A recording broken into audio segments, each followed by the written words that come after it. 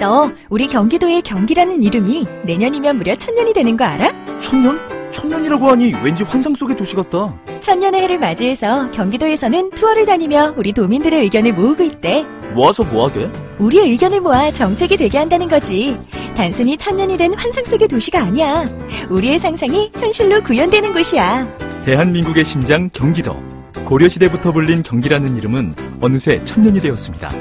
1000년 동안 대한민국의 심장으로 뛰어온 만큼 경기도민의 목소리를 모아 미래 비전을 만들어가겠습니다. 이 캠페인은 경기도와 경기문화재단이 함께합니다.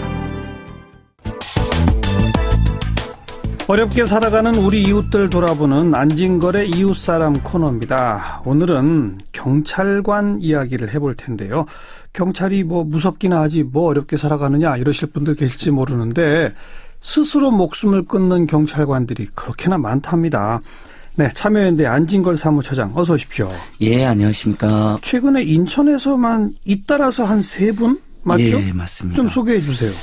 29일 날 고속도로 순찰대 소속의 A경위가 아마 재활 치료 중이었던 것 같아요. 고속도로 순찰되다 보니까 이제 교통사고에 치아가잖아요. 예. 그 재활 치료 중에 자살하는 일이 있었고요. 26일 날에는 B경위가 산에서 이렇게 또 안타깝게 자살하는 경우가 있었고. 예. 그다음에 이제 세 번째 케이스가 지난 10일인데 지구대 휴게실에서 곤충 자살을 했습니다. 맞아요. 평소에 우울증도 있었다고 하는데 예. 더 안타까운 것은 이분의 경우 그 다음 날이 따님 결혼식을 앞두고 있었다는 겁니다. 아이고, 예. 그러니까 사실 경찰 10만 명에 되는 거대한 조직이고 지난 독재 정권의 역사를 보면 경찰이 국민들에게 사실 민중의 지팡이가 아니라 민중의 몽댕이가 되었다. 민중을 향한 그래서 이런 비아냥 비판도 받았지만 그래도 우리가 세상을 살아가는데 가장 중요한 두 서비스가 하나는 주민센터, 하나는 지구대잖아요. 그러니까 파출소, 지구대, 예, 경찰 서비스, 행정 서비스.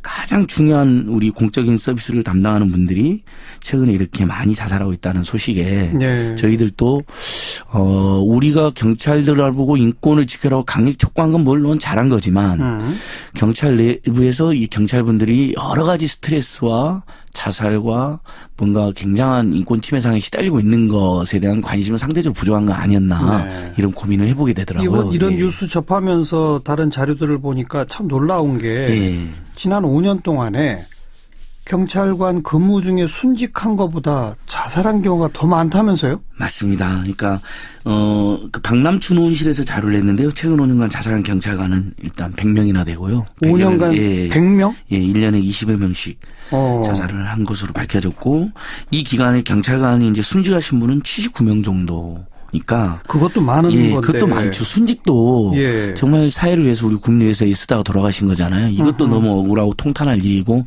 더 안전하게 어떻게 하면 그런 일이 없을까 우리가 같이 고민해야 되는데 그보다 27%나 많은 수치가 자살로 돌아가셨다고 하니까 참 어이가 없네요. 너무 어이가 없다. 이거 뭔가 근본적인 대책이 필요한 거 아닌가. 최근에 뭐 프랑스에서도 경찰들이 많이 자살한다 해서 프랑스가 발칵 뒤집힌 모양이에요. 그래서 내무장관이 직접 나서서 대책을 지시하고 그랬다는데 우리나라뿐이 아니군요. 이 정도면 한국에서도 뭔가 좀 범정부 차원에서 좀 대책을 세워야 되는 거 아닌가. 이런 자살한 분들의 그 원인 분석 이런 것도 있잖아요. 그것도 나오더라고요. 어떻게 나옵니까? 우울증 등 정신 문제가 24%로 가장 많습니다. 그게 1등이에요? 가정 문제도 한 24% 되고 다음 이제 신병, 비관, 경제 문제, 질병 뭐 이런 문제인데 실제로 또 질병으로 많이 돌아가시더라고요. 지난 5년간에도 한 268명 정도 돌아가시고 했더라고요. 그러니까 질병이 제일 자살 원인이 많고 경찰 직분이 그다음에 자살, 그다음에 순직으로 되는 겁니다. 이렇게 사망 원인으로. 근데 그러니까 대부분 보면 이제 경찰이 한 직무를 딱 보시면 알겠지만 이건 실제 교통이든 뭐 흉악 범죄든 그런 데 노출되어 계시고 범죄에서 그다음에 굉장히 스트레스가 많을 수밖에 없잖아요. 정신건강 취약 직종으로 분류된다면서요? 예전에 산업안전보건연구원에서 직장 정신건강을 연구했는데 경찰, 소방관, 병원 종사자들이 외상후 스트레스 장애 고위험군으로 분류되어 있고 그게 이제 2016년 연구 결과고요. 2013년도에는 한국고용정보원에서 스트레스 1위 직업으로 경찰을 꼽았습니다. 스트레스 1등? 근데 충분히 이해가 되는 것 같아요. 그러니까 이른바 감정 노동하는 일부 직종이 스트레스가 많은 걸로 우리가 알려져 있잖아요. 근데 경찰관 선생님도 그 위험에도 노출되어 있으면서 사실 요즘은 국민들이 굉장히 친절하시잖아요, 다들. 또 국민들이 또 이렇게 예전보다는 기본권이 신장하셔서 이런저런 정당한 요구, 경우에 따라서는 과한 요구도 하는 분들도 있고 네. 그런 요구도 굉장히 늘어났기 때문에 그러니까 경찰이 또 인권경찰로 거듭나는 과정에 있는 건데 내부에서는 또 그런 문화가 아직은 아니잖아요. 상명하고 독재시대 경찰 문화가 남아있습니다. 뭐 그런 게 이제 안팎에서 아마 어려움을 겪지 않나 이런 고민을 해봅니다. 그러니까 이쯤 되면 한국 사회에서 이제 소방관 문제는 많이 우리가 거론되고 뭐 고 챌린지 캠페인들도 많이 하시잖아요. 근데 경찰관 선생님들에 대해서 이제 저희가 본격적으로 좀 더 이 상태를 이렇게 방치하지 않는 뭔가 노력이 범사적 노력이 필요한 것 같습니다. 지금 그 전직 경찰 공무원이셨고 지금은 경찰 인권센터를 운영하고 계신 장신중 센터장 전화로 좀 연결해서 좀 생생한 이야기를 듣고 더 이야기를 나누도록 하겠습니다. 네, 장신중 센터장님 안녕하세요. 네, 안녕하세요. 예, 센터장님은 경찰서장까지 지내셨죠? 순경부터 시작해서. 네, 그렇습니다. 모두 몇 년 근무하신 거예요? 네, 32년을 근무를 했습니다. 그런데 장 센터장님도 혹시 그 32년 근무 도중에 좀 뭐 우울증을 앓거나 이러신 적이 있었나요? 모든 사람이 다 그렇지는 않지만요. 이제 경찰에 이제 근무 환경에 노출되면은 그 우울증이나 이런 그 심각한 어떤 그 심리 상태에 빠지는 거는 뭐 그게 특별한 일이 아닐 수가 있습니다. 그래요? 외부에서 보는 경찰관들은 뭐 특별하게 문제가 없이 근무하는 것 같지만은 굉장한 어떤 심리적 부담, 그다음에 외적인 근무 환경의 그 어떤 열악한 상태, 그다음에 조직 내부의 어떤 그 아주 좀 심한 그 권위주의 문화, 그다음에 그 시민들의 강력한 어떤 어필, 스트레스가 엄청난 그런 직업이거든요. 근무 환경이 안 좋고 내부 조직은 권위주의적이고 민원인이나 시민들은 강하게들 경찰한테 뭐라고 하고 그런 거죠. 사실은 이제 파출소 같은 데 가보면은 밤에는 뭐 주치자들이 사실 천국이라고 할 수 있죠. 뭐 그분들도 분명히 이제 인권에서 존중을 받아야 되지만은 이런 지나친 이런 부분들은 이제 좀 자제할 때가 되지 않았나 이제 그런 생각을 좀 합니다. 경찰 인력이 좀 너무 부족해서 업무가 과중하기 때문에 이 스트레스가 더 쌓이는 거 아닐까요? 물론 이제 근무 여건 문제가 아주 상당히 심각하죠. 다른 일반 행정부서에는 그 여유 인력이 있지만은 우리 경찰관들 교대 근무하는 부서에 가보면 한 명이 빠지면 톱니가 빠집니다, 그냥. 그러니까 쉬는 사람을 다시 데리고 올 수밖에 없어요. 그걸 우리 경찰관들은 땜빵 근무라고 이제 속칭해서 땜빵 근무라고 하는데 이게 빠지지 않을 수가 없습니다. 그래서 조금은 여유가 있도록 만약에 거기서 필요 인력이 10명이면 12명 정도는 있어야 사실 정상적으로 돌아갑니다. 근데 많아야 10명 아니면 적게 주거든요. 근데 한 명만 그 근무가 빠져도 부족하니까 다른 조에서 쉬는 사람을 떼올 수밖에 없고 이런 악순환이 계속되는 거죠. 야간 근무도 많죠. 그럼요. 야간 근무가 정말 그 안 해보신 분들은 그 야간 근무의 고통을 모르십니다. 제가 예전에 경찰의 민낯이라고 하는 곳에도 썼는데 첫날 내가 정말 굳은 결심을 하고 초임 순경 첫 근무 날에 내가 졸았다. 정말 그런 고통스러운 근무를 계속 하면서 단순히 그냥 근무만 하는 것이 아니라 또 육체적인 어떤 그 어필까지 받아가면서 근무를 하는 것이 경찰관이거든요. 며칠씩 집에 못 돌아가시는 일들도 뭐 다반사죠, 경찰관들은? 아마 이거는 실태 전수조사를 한 번은 해보면 이제 심각한 문제가 드러날 텐데요. 지난 연말부터 이제 탄핵 정국이 시작됐고요. 그 다음에 이제 탄핵을 거쳐서 촛불 집회, 그 다음 대통령 선거, 이제 좀 있으면 또 연말입니다. 그 지난 연말부터 올해 1년은 정말 경찰관들에게는 정말 끔찍한 악몽 같은 그런 해였을 겁니다. 정말 우리 국가적으로는 아주 정말 바람직한 그런 쪽으로 발전이 됐지만은 그것을 뒷받침해온 경찰관들은 정말 극심한 어떤 그 과로에 시달린 것이 분명할 겁니다.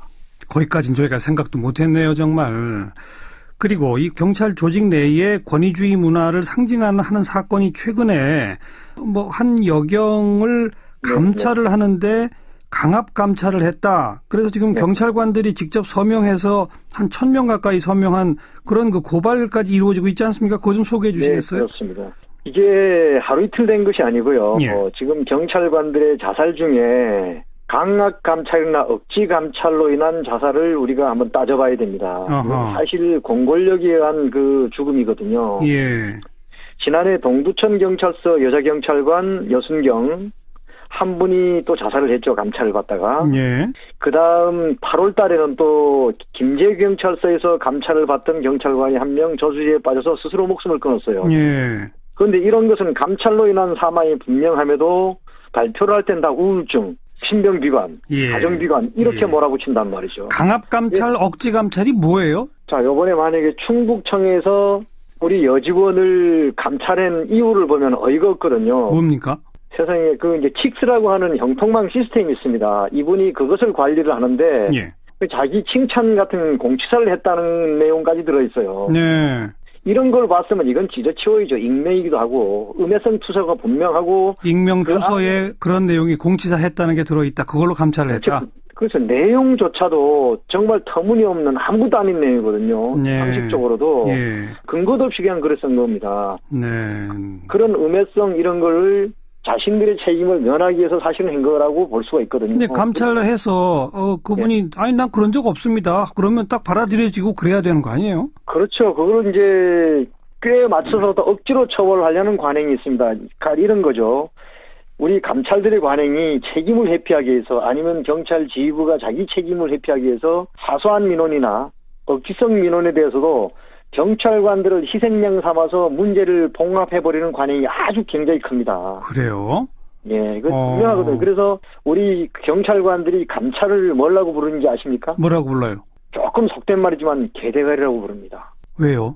개가 하는 것이, 개가 참 착한 짐승인데 주인이 물어 하면 그 사람이 착하고 잘했고 따지지 않고 무조건 물죠. 그냥 물으라면 문다? 그렇죠. 아, 그래요. 그렇죠. 고발하신 거는 좀 한번 어떻게 진정되는지 지켜볼게요. 말씀 잘 들었습니다. 예, 많이 좀 관심 가져주시고요. 네, 경찰인권센터의 장신종 센터장이었고요. 안진걸 처장, 이런 감찰 이런 것까지는 정확히 몰랐죠? 시민단체에서. 저희들은 이제 검찰이나 경찰 같은 경우는 오히려 감찰이 제대로 안 되고 있는 거 아니냐라는 지적을 많이 내부 했잖아요. 비위가 많으니까. 비리라든지 또는 인권 침해성 사실은 사고도 많이 있었기 때문에. 근데 한편으로는 군사독재 정권식의 어떤 불건강한 조직 문화나 가불 문화가 부당하고 과잉 감찰로 그러다 보면 대부분은 하위 순경들이나 하위 경찰관들만 피해를 보는 거잖아요. 그렇죠. 어떤 윗 사람들의 어떤 체면치레라든지 면피성 그런 조치 때문에 그래서 이렇게 희생이 계속 발생하고 있다면, 그러니까 아까 이제 직무상의 스트레스라든지 그런 위험 요인으로 인해서 많은 분들이 자살하고 있는 문제하고 과잉 감찰로 이렇게 많은 경찰들이 이렇게 고통을 받는다면 국민들이 위해서 건강하고 행복하게 서비스를 할 수가 없잖아요. 그렇죠. 사실은 사회가 건강하면 범죄가 줄어서 사회가 건강하면 경찰 선생님들 스트레스가 덜하는 거고 또 경찰들이 건강하고 행복하게 좋은 서비스하면 우리가 치안도 좋고 우리 국민들도 안전해지는 거잖아요. 경찰이 건강해야 사회가 건강하죠. 그러니까 또 뭔가 안전이 그런 선순환 구조에 있는 거거든요. 이게. 그러니까 저희가 아마 오늘 방송에서는 아마 청취자도 그렇고 그동안 이제 사회 촛불 집회 때도 이번에 경찰 선생님들이 예전에 비해서 훨씬 더 성숙하게 잘 대처해 주셨잖아요. 또 만약에 하나에 대비해야 되기 때문에 다들 경계 근무들을 하셨죠. 우리 그런 거 생각 못 했습니다. 그래서 경찰관 80%가 그 경찰 개혁위원회라는 게 만들어졌습니다. 문재인 정부가 이렇게 각 부처마다 개혁위원회 만들고 있잖아요. 잘하고 있는데 거기서도 올해 10월 달에 발표를 했는데 경찰 80% 야간 교대 근무를 한답니다. 그러니까 극심한 스트레스를 받고 있고 그다음에 결국은 민중의 지팡이로서 역할을 하고 싶어도 제대로 역할을 못하는 그런 조건에 놓여 있다는 게, 그래서 문재인 정부에서 지금 경찰 개혁위원회를 경찰 직장협의회를 만들어라라고 이번에 개혁위원회에서 공고를 했거든요. 경찰 공무원들끼리 일종의 노동조합의 전 단계인데 일종의 이제 하위직, 중하위직 경찰 공무원들이 좀 조직을 만들어서 이런 일종의 그 처우 개선이라든지 조직 내 불건강한 문화에 문제 제기가 개선될 수 있도록 저 같은 경우는 노동조합도 만들어도 좋다고 생각하는데 일단 직장협의회로 잘 만들어지는 게 필요한 것 같습니다. 오늘 이 문제는 여기서 이렇게 해야 합니다라고 어떤 결론 내리기가 좀 어렵고 오늘은 우리 청취자분들이 경찰들도 이러한 어려움을 갖고 있구나라고 모르셨을 테니까 5년 동안에 스스로 목숨 끊은 사람만 100명이 넘는다는 거, 강압감찰, 억지감찰 이런 것들이 경찰 조직 내에서는 참 문제가 되어 왔다는 거 좀 새롭게 인식하고 관심을 가져서 제도 개선으로 이어지도록 하는 출발이 되어야 될 것 같습니다. 네. 오늘 이웃사람 여기까지 하죠. 수고하셨습니다. 고맙습니다. 참여연대 안진걸 사무처장이었어요.